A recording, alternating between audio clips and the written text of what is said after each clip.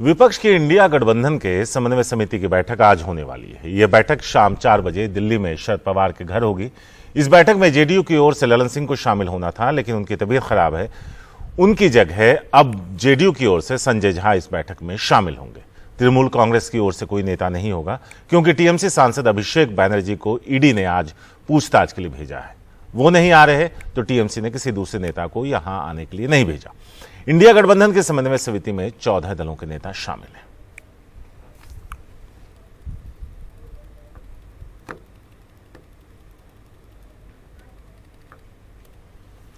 BJP केंद्रीय चुनाव समिति की आज अहम बैठक दिल्ली में होने जा रही है। इस बैठक में पीएम मोदी, जेपी नड्डा और अमित शाह भी शामिल होंगे। माना जा रहा है कि आज की अहम बैठक में आने वाले विधानसभा चुनावों में उम्मीदवारों की लिस्ट पर अंतिम मुहर लग सकती है। बैठक सुबह 10 बजे शुरू हो जाएगी, लेकिन खबरों के मुताबिक पीएम बैठक में दूसरे हिस्से यानी शाम में शामिल होंगे। आपको बता दें कि पिछले महीने हुई केंद्रीय चुनाव समिति की बैठक में बीजेपी ने मध्य प्रदेश के लिए 39 और छत्तीसगढ़ के लिए 21 उम्मीदवारों की घोषणा की थी, लेकिन ये ज्यादातर सीटें वो हैं जहां बीजेपी पिछला चुनाव हार गई थी।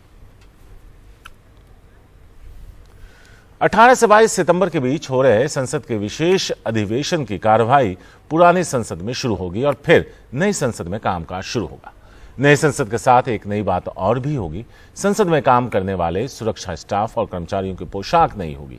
इस पोशाक में कई बदलाव हैं, लेकिन इनमें से एक बदलाव अब भी ऐसा है जिस पर विवाद शुरू हो गया है। यह विवाद नई यूनिफॉर्म में कमल के निशान को लेकर है। संसद के विशेष सत्र के एजेंडे पर अभी सस्पेंस कायम है, लेकिन 5 दिन के इस सत्र में एक बात अब तय मानी जा रही है कि सत्र के दौरान संसद की कार्यवाही नई बिल्डिंग में शुरू कर दी जाएगी। साथ ही नई इमारत में शिफ्ट होते ही संसद भवन में काम कर रहे सुरक्षा स्टाफ और दूसरे कर्मचारियों की वर्दी में भी बदलाव होने जा रहा है। संसद के सुरक्षा कर्मचारी अब कॉम्बैट ड्रेस में नजर आएंगे।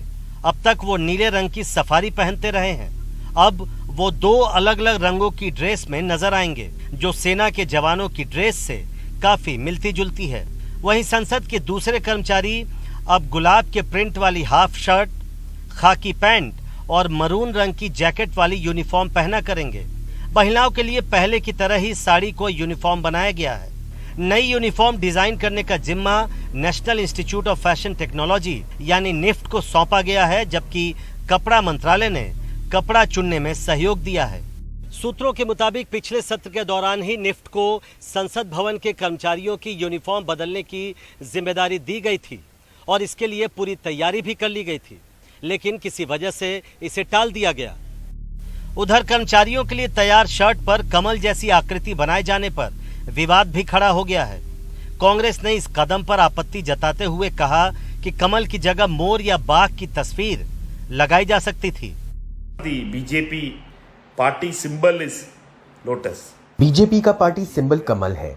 G20 में भी हमने ये किया था, अब भी हम यही कर रहे हैं। फिर हम बोलेंगे कि ये राष्ट्रीय फूल है। इस तरह की गंदगी सही नहीं है।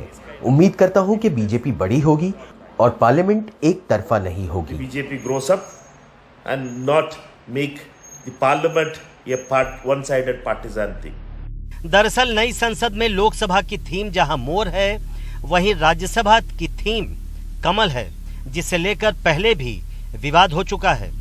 नई दिल्ली से प्रशांत, एनडीटीवी इंडिया के लिए। हरियाणा में एसआरके, जी हां, ये आजकल वहां चर्चा में। हरियाणा की राजनीति में एसआरके हैं और हुडा, और इनके बीच फंसी है कांग्रेस। कांग्रेस आलाकमान के लिए इनके बीच एकजुटता बनाना सबसे बड़ी चुनौती है, वरना अगले विधानसभा चुनाव का हाल भी पिछले विधानसभा चुनाव की तरह ना हो जाए। एसआरके नाम तो आपने जरूर सुना होगा, मगर हरियाणा में एसआरके का मतलब आजकल कुछ और ही है। हरियाणा के लिए एसआरके हैं कुमारी शैलजा, रणदीप सुरजेवाला और किरण चौधरी। हरियाणा में कांग्रेस की राजनीति एसआरके के इस तिकड़ी और बड़े और छोटे हुड्डा के बीच घूमती है। अब सवाल ये उठ रहा है कि इनके बीच ये उठापटक क्या कांग्रेस को भारी पड़ जाएगा? 3 तिगाड़ा काम बिगाड़ा वाला हाल कहीं कांग्रेस का ना हो जाए। अगले साल होने वाले विधानसभा चुनावों से पहले हरियाणा कांग्रेस में गुटबाजी फिर तेज हो गई है। इस बार जिला स्तर पर कांग्रेस अध्यक्षों की नियुक्ति को लेकर अंदरूनी गतिरोध और खींचतान फिर खुलकर सामने आ रहा है। देखिए, आज जो है सारे पर्यवेक्षक रिपोर्ट देंगे प्रभारी जी को, उसके बाद वो आंकलन करेंगे और जिला प्रधान बनाने की बात है। पहले इस महीने में जिला प्रधान बनने की पूरी आशा बन जाएगी। क्या सर इसमें दो तरह की रिपोर्ट है, ऑब्जर्वर है, कुछ स्टेट ऑब्जर्वर है, दो अलग अलग रिपोर्ट दी जा रही है हर जिले से, क्या सर ऐसा कुछ? इस सबको बुलाया उन्होंने, ऑब्जर्वर दो तीन हैं, सबको बुलाया उन्होंने, सबसे बात करेंगे। उधर हरियाणा कांग्रेस में जिलाध्यक्षों की नियुक्ति को लेकर तेज होती कवायद के बीच मंगलवार को कांग्रेस के हरियाणा प्रभारी दीपक बाबरिया ने एनडीटीवी से कहा, हरियाणा में जिला स्तर पर अध्यक्षों की नियुक्ति को लेकर पर्यवेक्षकों की रिपोर्ट मेरे पास आई है। मैं रिपोर्ट को 15 से 17 सितंबर के बीच एआईसीसी को सौंप दूंगा। जिला स्तर पर कांग्रेस अध्यक्षों की नियुक्ति एआईसीसी के स्तर पर की जाती है। 9 साल से कांग्रेस का कोई संगठन अभी हरियाणा में काम नहीं कर रहा है और इसकी वजह से 2 चुनाव, विधानसभा चुनाव कांग्रेस हार चुकी है और बार बार ये कहा जाता रहा है कि कांग्रेस की हार के पीछे सबसे बड़ी वजह कांग्रेस का एकजुट ना होना है, कांग्रेस में अंदरूनी खींचतान है। और एक बार फिर इस बार जब जिला अध्यक्षों की नियुक्ति को लेकर एक कवायद चल रही है तो उस दौरान भी जो ये गुटबाजी है, एसआरके खेमा जिसमें कुमारी शैलजा है, रणदीप सुरजेवाला और किरण चौधरी और दूसरी तरफ जो भूपेंद्र हुड्डा और उनके बेटे दीपेंद्र हुड्डा हैं और इनके बीच में अभी भी कोई समन्वय नहीं बन पाया है। सूत्रों के मुताबिक जिला अध्यक्षों के अपॉइंटमेंट के लिए नियुक्त कुछ पर्यवेक्षकों ने हरियाणा कांग्रेस प्रभारी को अपनी रिपोर्ट लिखित में नहीं दी है क्योंकि गुटबाजी की वजह से वो खुलकर अपनी बात कहने से बचना चाहते हैं। खबरों के मुताबिक इसी हफ्ते हरियाणा में कांग्रेस जिला अध्यक्षों की नियुक्ति को लेकर राज्य प्रभारी कांग्रेस अध्यक्ष मल्लिकार्जुन खड़गे को अपनी रिपोर्ट सौंप सकते हैं। इसके बाद मल्लिकार्जुन खड़गे की रणदीप सुरजेवाला, कुमारी शैलजा और किरण चौधरी के साथ बैठक हो सकती है, जिन्होंने भूपेंद्र हुड्डा पर कांग्रेस को बाप बेटी की पार्टी बनाने का आरोप लगाया है। राहुल गांधी विदेश से लौटने के बाद हरियाणा कांग्रेस के सभी खेमों के साथ एक बैठक कर सकते हैं। हरियाणा कांग्रेस में जारी गुटबाजी और अंदरूनी खींचतान पर कांग्रेस के महासचिव तारिक अनवर ने एनडीटीवी से बातचीत में दावा किया, लोकतांत्रिक दलों में इस तरह के मनमुटाव होते हैं। जिला स्तर पर कांग्रेस अध्यक्षों की नियुक्ति करने की प्रक्रिया जल्दी पूरी होगी और बूथ स्तर तक कांग्रेस संगठन खड़ा किया जाएगा।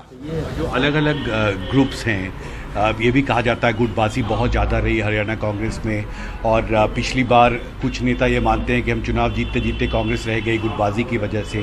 तो ये कितनी बड़ी चुनौती होगी गुटबाजी हरियाणा को?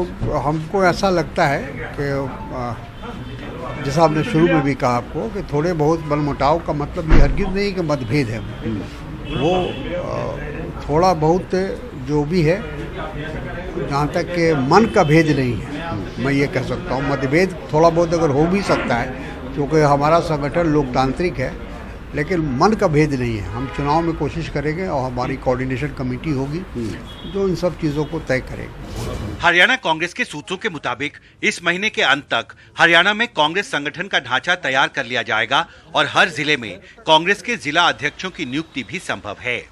दिल्ली से कैमरा पर्सन पवन कुमार के साथ हिमांशु शेखर, एनडीटीवी इंडिया।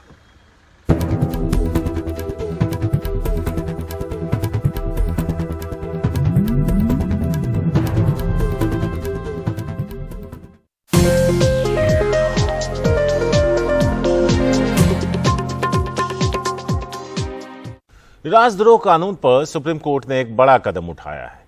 आपको बता दें, 3 जजों की पीठ ने 1962 के केदारनाथ फैसले पर विचार करने के लिए फिर से 5 जजों की एक संविधान पीठ बनाई है। क्या कुछ सवाल उठे, केंद्र सरकार ने वहां क्या जवाब दिया, आइए देखते हैं इस रिपोर्ट में। अंग्रेजों के जमाने के कानून राजद्रोह यानी आईपीसी की धारा 124A को लेकर सुप्रीम कोर्ट अपने ही 1962 के फैसले पर फिर से विचार करने को तैयार हो गया है।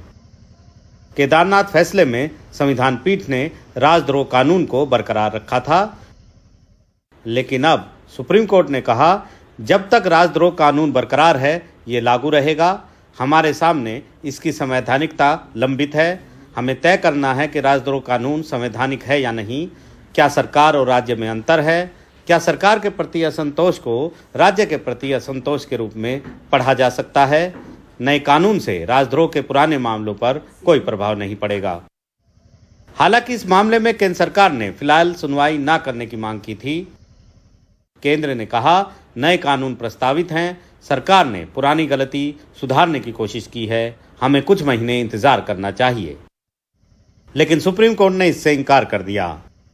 सुप्रीम कोर्ट ने क्यों भेजे 5 जजेस को? ये सुप्रीम कोर्ट ने 5 जजेस की कॉन्स्टिट्यूशन बेंच में इसलिए भेजा है क्योंकि जब नया कानून आ जाएगा तो ये जो पुराने कानून में मुकदमे चल रहे हैं इनकी क्या वैधता रहेगी, उसको चेक करने के लिए इन्होंने 5 जजेस बेंच में सेडेशन के मैटर्स रिफर करे हैं। दरअसल मई 2022 में सुप्रीम कोर्ट ने सवाल उठाते हुए इस कानून पर रोक लगा दी थी। सुप्रीम कोर्ट का ये कदम अपने आप में काफी अहम है, क्योंकि ये फैसला तय करेगा कि आखिरकार अंग्रेजों के जमाने का कानून रहेगा या जाएगा, और साथ ही ये फैसला आने वाले नए कानून के लिए भी कानूनी जमीन तैयार करेगा। नई दिल्ली से आशीष भार्गव, एनडीटीवी इंडिया। नूह हिंसा के आरोपी मोनू मानेसर को पुलिस ने गिरफ्तार किया। उसे नूह की अदालत में पेश किया गया, जहां से जुनैद और नासिर हत्याकांड में उसे राजस्थान पुलिस को सौंप दिया गया। मोनू मानेसर उर्फ मोहित यादव नूह में एक गौ रक्षक समूह की अगुवाई करता है और गौ रक्षकों के हमले के वीडियो पोस्ट करने के लिए कुख्यात है। सौरभ शुक्ला की रिपोर्ट। नूह हिंसा के आरोपी मोनू मानेसर को नूह पुलिस ने सुबह करीब 10 बजे मानेसर की एक मार्केट से गिरफ्तार किया। उस समय की पूरी पुलिस कार्रवाई सीसीटीवी कैमरे में कैद हो गई। तकरीबन 4 बजे के बाद मोनू मानेसर को अदालत में पेश किया गया, जहां वकीलों की जिरह के बाद उसे कोर्ट ने नूह हिंसा मामले में 14 दिन की न्यायिक हिरासत में भेज दिया। इस कार्रवाई के दौरान राजस्थान पुलिस भी वहां पहुंच गई और उन्होंने फरवरी में हुए जुनैद नासिर हत्याकांड मामले में मोनू मानेसर की कस्टडी मांगी। दस्तावेज देखने के बाद कोर्ट ने मोनू मानेसर की कस्टडी राजस्थान पुलिस को दे दी। मोनू मानेसर पर यह आरोप था कि उसने फरवरी में राजस्थान भरतपुर के रहने वाले जुनैद और नासिर को गौ तस्करी के शक में पीटा और फिर जिंदा जला करके मार दिया। तब से मोनू मानेसर फरार था। राजस्थान पुलिस और हरियाणा पुलिस उसको ढूंढ रही थी। फरवरी से फरार चल रहा मोनू मानेसर लगातार हरियाणा पुलिस की नाक के नीचे सोशल मीडिया पर उत्तेजक बातें कहता और लिखता रहा। मोनू मानेसर ने हिंसा भड़काने की मंशा से 30 जुलाई को सोशल मीडिया पर नूह में होने वाली वीएचपी की कलश यात्रा में शामिल होने की बात कही, जिसके बाद 31 जुलाई को शोभा यात्रा में हिंसा भड़की, जिसमें 6 लोगों की मौत हो गई। देखिए, 28 अगस्त को जो पुण्य ब्रज मंडल यात्रा होनी थी, उसके संबंध में 26 अगस्त को फेसबुक पर पोस्ट डाली गई। इस पोस्ट पर साइबर पुलिस स्टेशन में एफआईआर दर्ज कर ली, एफआईआर नंबर 37। और जब इसका टेक्निकल इन्वेस्टिगेशन किया गया तो ये अकाउंट ड्यूरिंग इन्वेस्टिगेशन मोहित मानेसर के नाम पर मिला और उसको अरेस्ट करके कोर्ट में पेश किया गया। और जो हमारी एक कानूनी प्रक्रिया होती है, एडजर्निंग डिस्ट्रिक्ट और एडजर्निंग स्टेट को कानूनी मैसेज भिजवाया गया कि अगर किसी मामले में वांछित है तो। मोनू मानेसर के पास से पुलिस ने 45 बोर की एक पिस्तौल और 2 जिंदा कारतूस भी बरामद किए। मोनू मानेसर की गिरफ्तारी के बाद उसके साथियों ने मानेसर में एक महापंचायत भी बुलाई, लेकिन उसमें ज्यादा लोग नहीं जुटे। सवाल हरियाणा पुलिस पर भी उठ रहे हैं कि 7 महीने तक मोनू मानेसर कैसे बचता रहा। सोशल मीडिया पोस्ट करता रहा, फेसबुक पर लाइव करता रहा, ट्विटर पर भड़काऊ बातें लिखता रहा, लोगों को बयान देकर के भड़काता रहा, फिर भी हरियाणा पुलिस मोनू मानेसर तक 7 महीनों में नहीं पहुंच पाई। यहां तक कि कुछ न्यूज टीवी चैनल्स पहुंच गए, उसका इंटरव्यू कर लिया और कहीं जाकर के अब 7 महीने बाद हरियाणा पुलिस मोनू मानेसर को गिरफ्तार कर पाई। मेवात में सहयोगी कासिम और दिल्ली में सचिन गुप्ता के साथ सौरभ शुक्ला, एनडीटीवी इंडिया। महाराष्ट्र का सबसे बड़ा पर्व गणेशोत्सव 19 सितंबर से शुरू होगा। उससे पहले बप्पा की मूर्तियां बिकना शुरू हो गई हैं, पर ज्यादातर झुकाव प्लास्टर ऑफ पेरिस से बनी मूर्तियों की तरफ है। नुकसान देखते हुए कई मूर्तिकार इको फ्रेंडली बप्पा बनाना बंद कर चुके हैं। देखिए मुंबई से ये रिपोर्ट।